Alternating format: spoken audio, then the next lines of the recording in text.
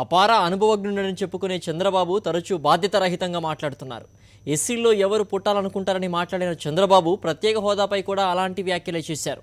హోదా సంజీవనేం కాదన్నారు. ఇక తాజాగా కలెక్టర్ల సమావేశంలోనూ మద్యం మానేందుకే జనం దీక్షలు చేస్తున్నారని చెప్పుకొచ్చారు. చంద్రబాబు వివాదాస్పద వ్యాఖ్యలపై సర్వత్రా విమర్శలు వెలువెత్తుతున్నాయి.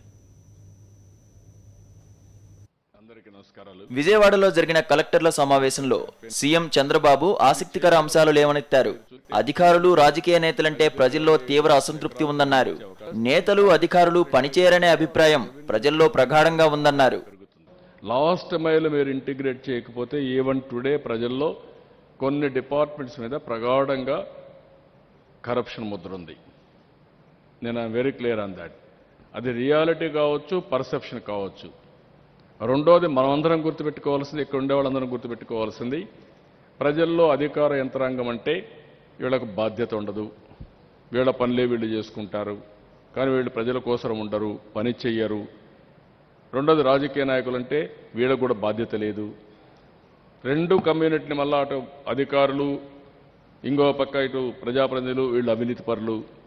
ఇప్పటికి కూడా నేను చెప్తాను, ఏమనుకోకపోతే including CS, including ministers, including మీ, నేను సంతకం పెట్టే ఫైలు ప్రజలకు అవసరమైన ఫైల్ పైన సంతకం పెట్టడంలా, కిందన కొంతమంది వాళ్ళ అవసరానికి పంపించిన ఫైల్స్ పైన సంతకం పెడుతున్నా. ఇక ఇదే సమావేశంలో వివాదాస్పద వ్యాఖ్యలు కూడా చేశారు చంద్రబాబు. కొంతమంది భక్తులు దీక్షలు చేపట్టడం వల్లే లిక్కర్ అమ్మకాలు తగ్గి ఆదాయం తగ్గుతుందన్నారు చంద్రబాబు. దేవాలయాలు, మసీదులు, చర్చీలు లేకుంటే జనాలకు పిచ్చి పట్టలేదన్నారు. జనాలు ఎక్కువ తప్పులు చేస్తున్నారు కాబట్టి హుండీలో ఎక్కువ డబ్బులు వేస్తున్నారని, అందుకే దేవాదాయ శాఖలో ఆదాయం గణనీయంగా పెరిగిందన్నారు.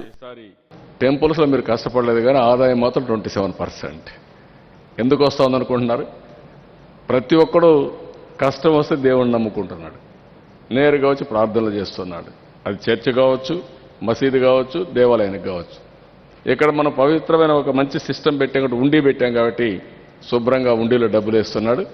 ఆ డబ్బులు పెట్టి ఆయన ఎక్కువ తప్పులు చేస్తే, ఎక్కువ కష్టాలు వస్తే ఇంకొంచెం ఎక్కువ వేస్తున్నాడు, ఆదాయం పెరుగుతాడు వేస్తున్నాడు. This a reality. వచ్చిన డబ్బుల్ని మనం మళ్ళీ డెవలప్మెంట్ చేయడం, పిల్గ్రిమేజ్ చేయడం, it is one way of. మీరు ఇంకోటి గుర్తుపెట్టుకోవాల్సింది, ఇవి కానీ చర్చలు, టెంపుళ్ళు లేకపోతే ఈ మసీదులు లేకపోతే చాలామందికి పిచ్చి పెట్టేది. ఆ విషయం మీరు గుర్తుపెట్టుకోవాల్సిన అవసరం ఉంది. కొంతవరకు ఈ బ్రాందీ, విస్కీ తాగడం, ఈ లిక్కర్ షాపులు తగ్గిస్తున్నారంటే ఇది కూడా ఒక కారణం. కనీసం మంచి రోజులంతా కొంతమంది పోతారు అయ్యప్ప స్వామి దగ్గరికి, ఈ 40 రోజులు ఏమి తాగకూడదు, నిష్టగా ఉండాలి అంటే 40 days కన్జంప్షన్ తగ్గిపోయింది. చంద్రబాబు వ్యాఖ్యలపై వైఎస్ఆర్సీపీ నేతలు తీవ్రస్థాయిలో మండిపడ్డారు. కాంట్రాక్టర్లకు లబ్ధి చేకూర్చేలా ఏపీలో ప్రాజెక్టుల వ్యయాన్ని పెంచారని ఆ పార్టీ అధికార ప్రతినిధి వాసిరెడ్డి పద్మ ఆరోపించారు. రాష్ట్రంలో జరుగుతున్న అవినీతికి కర్త, కర్మ, క్రియ చంద్రబాబేనని వాసిరెడ్డి పద్మ ఆరోపించారు.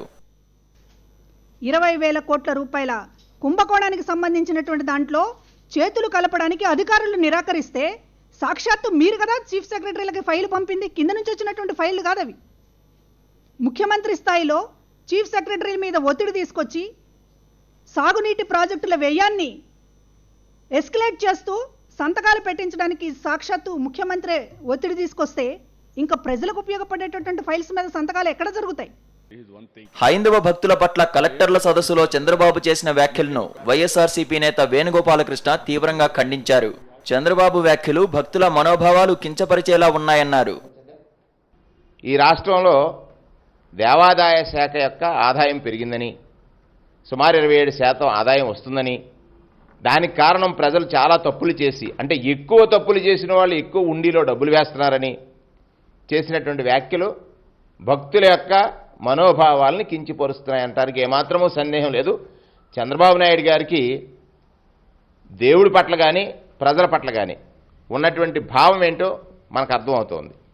చంద్రబాబు తీరు రాను రాను రాజుగుర్రం అన్న చందంగా మారుతోందని ప్రతిపక్షాలు ఆరోపిస్తున్నాయి. బాధ్యతాయుతమైన పదవిలో ఉండి చౌకబారు వ్యాఖ్యలు చేయడం తగదని విపక్ష నేతలు సూచిస్తున్నారు. జనరల్ డెస్క్, సాక్షి న్యూస్.